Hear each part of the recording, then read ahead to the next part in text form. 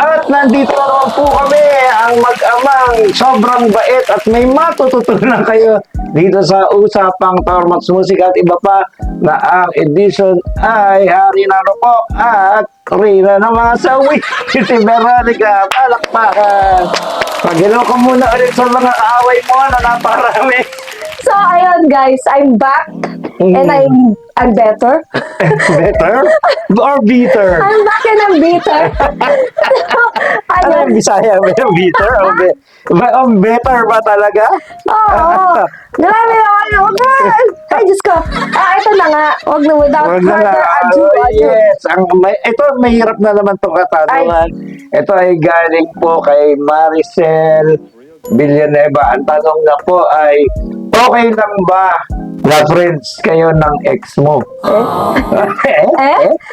Ay? Ulit. May message kita mamaya, Maricel. Maricel Villanueva. Okay lang po ba na friends kayo ng ex mo? Yan, napakahirap. Naku, sasabi ko na sa iyo agad dyan, baka itago natin sa pangalan, Veronica Santel. Ikaw na sumagot. Wait lang. Medyo mahirap to. Medyo pasmado tong tanong nito ni medyo pasmado yung Maricel. Parang timely eh. Oo, sakto-sakto. Medyo siguro mahaba-haba tong ano na to. So, okay lang ba? Balitaktakan na to. Sige, ikaw muna. Okay lang ba na maging friends kayo ng ex mo? Oo. Depende. It's depend. It's depend. It's depend. It's depend. Ayan. Ibig sabihin, dinidepend sa ano yung sarili mo. Okay. Kasi, base yan sa naging breakup niya eh. For Okay. him. Meron ba naman breakup na maayos? Meron. Meron na ba yun? mutual na talagang... Hindi ba ang breakup laging galit yun? Hindi. Talaga ba? No. Parang wala pa akong Ganito. nakitang breakup na Kasi- ayoko na sa'yo, ha? Hindi naman ganon. Hmm. Going back dun sa, if guys, pwede niyong panoorin yung closure na Ay, closer.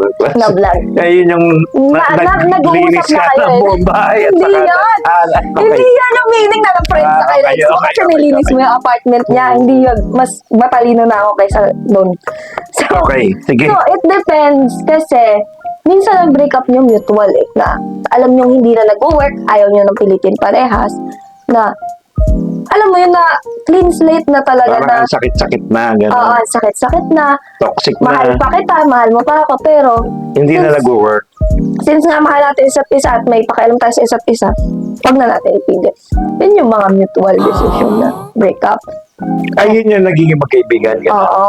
Pero, may mga certain instances na kahit magkagalit kayo ganyan-ganyan, or like, sobrang lala ng breakup nyo, Hmm. time apart talaga. Tapos, bigla kayong magkakakonek ulit. Bigla kayong magkikita ulit, ganon. Hmm. Tapos, mas okay pala tayong tropa, no? Hindi gano'n. Oo, meron. Meron. Bakit sa tagal ko sa buhay ko, parang wala akong nakita. Ewan ko. Sa akin kasi, mas pipiliin kong maging kaibigan kayo Kaibigan. ngayon. Hindi mo masakit yun. Hindi. Mas okay yun. Kaysa yung we're out there bad-mouthing each other, gano'n. Ay, hindi. Masama naman yan. Oo, ayoko ng gano'n. Kasi gusto ko yung connection natin, nare-respeto Sabi pa nga rin na natin. kaibigan ko, pag naghiwalay daw kayo, huwag mo nang siraan yung Yung ex mo. partner, yung Kasi minsan sa buhay mo ay naging masaya ka rin naman sa Yun. kanya. Ayun, napakadrama Exactly. nun, ha? Pero, Samahan naman. wala nga akong ewan ko, wala akong nakikita na naging friends talaga agad yung ex. Siguro pag matagal na. Oo. Pag Oo. matagal na, hindi Kasi naman napakahirap, halimbawa, naghihilom ka pa lang, tapos yung ex Ay, mo, oo. magiging kaibigan mo, Dahil- tapos meron na siyang ibang kasama sa beach.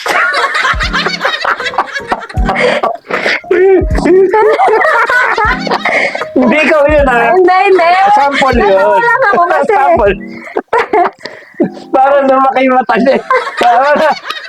Hindi ba? Di ba parang ang sakit naman nun, di ba? Nakita niyo ito, nakaganon ako dito. Hindi, time is your friend naman talaga. Oo. Hindi mo naman kailangan after ng breakup nyo, dapat okay na kayo. Kasi syempre may mga unresolved issues pa kayo. Pero, down the road naman, pag nakaisip na kayo na, okay din naman yung pinagsamahan namin eh.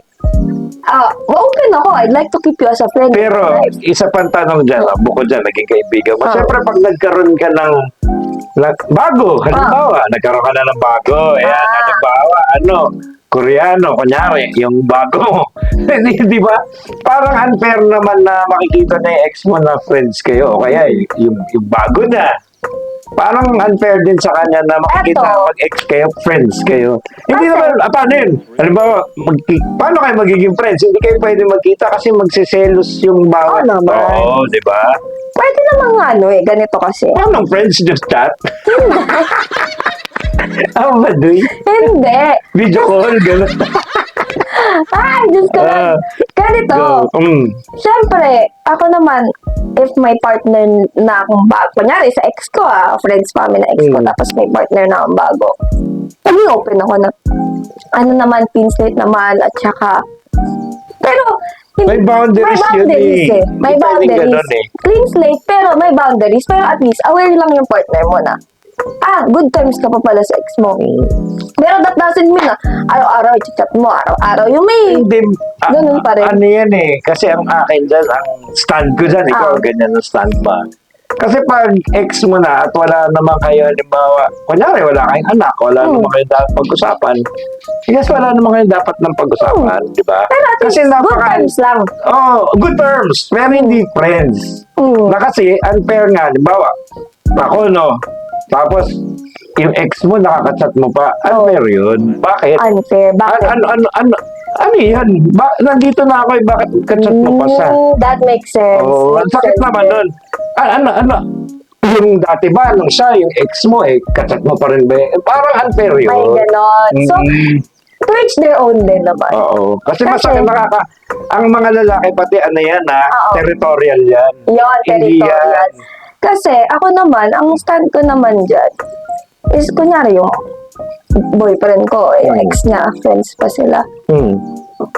As long as aware ako kung ano yung level ng Friendship. ng friendship nyo, at kung kilala naman ako, okay lang.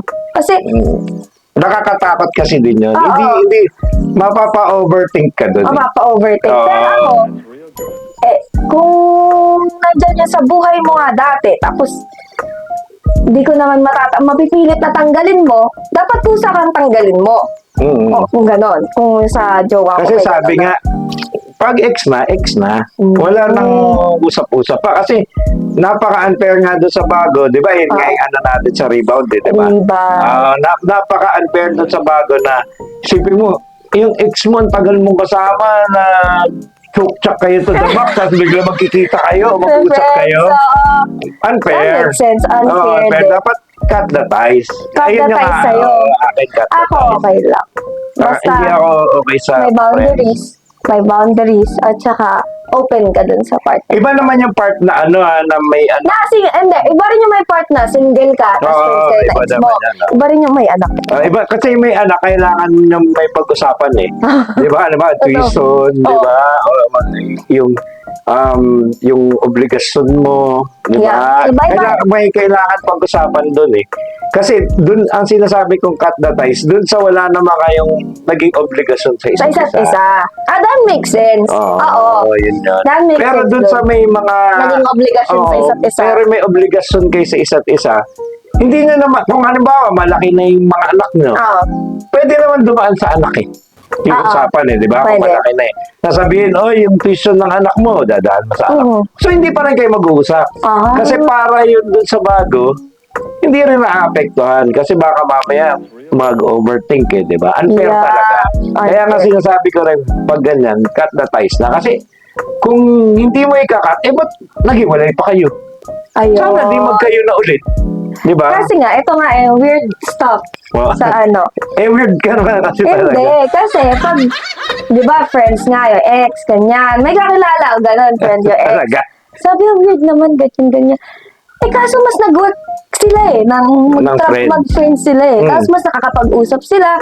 Tapos, hindi na nila mahal isa't isa. Hmm. Ganon, parang may care na lang, ganyan. Ano yan? Ayan. Teddy bear, care bear, may ganon. Tapos may pinagsamahan. Pero may mga times na nag-work talaga na mas okay silang tropa sila. Mas okay silang friends sila. paano kung meron na nga silang Bago. kanya-kanya? Kanya-kanyang ano yan, decision, boundaries yan eh. Doon sa both sides Kasi ng ex. both sides yan. Halimbawa, ang magkocontrol na kasi niyan yung kayo ng bago. Oo. Di ba? Kasi pag-usapan nyo na yan, okay ba sa'yo na ano? Ano? Okay ba sa'yo na ano? Makakausap ko pa. Di ba? Oo. Siyempre, sasabihin naman ng bago, ano ka? Hindi, nasa sa inyo na yun. Nasa inyo yun, no? nasa decision pa rin. Nga, kung mayari parehas na kayo may bago. Mm. Kung okay yung parehas yung partner sa current, okay. Pero kung hindi, nasa sa inyo kung paano handle nyo. So, yun, nasa decision nyo pa rin yun.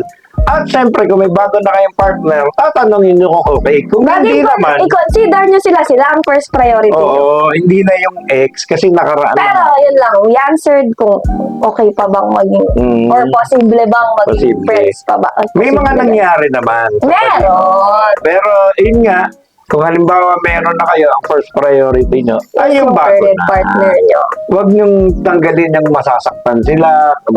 Think about it. Boundaries yun. Boundaries ang bottom line natin. So, So, yun, mukhang pang matalino yung sagot natin eh. So, nung nakainom tayo, mukhang mas pang matalino. Ayun, so ang sagot niya ay ganon, pwedeng maging friends. Ang sagot ka naman ay depende kung may obligasyon, mag-usap kayo or through sa anak. Pero pag ex talaga sa akin, ay tapos na, kaya nga naging ex. Kung baga, goodbye. Nasa puso pa rin kita, pero wala na tayong dapat pag-usapan pa. ayan. So, yan, two sides Two sides. Maraming salamat po sa mga nanonood. Siyempre, kung may mga katanungan, magtanong lang po sa Usapang Tormots Musika at iba pa. Thank you, Moonshine Art, sa mga t-shirt ko.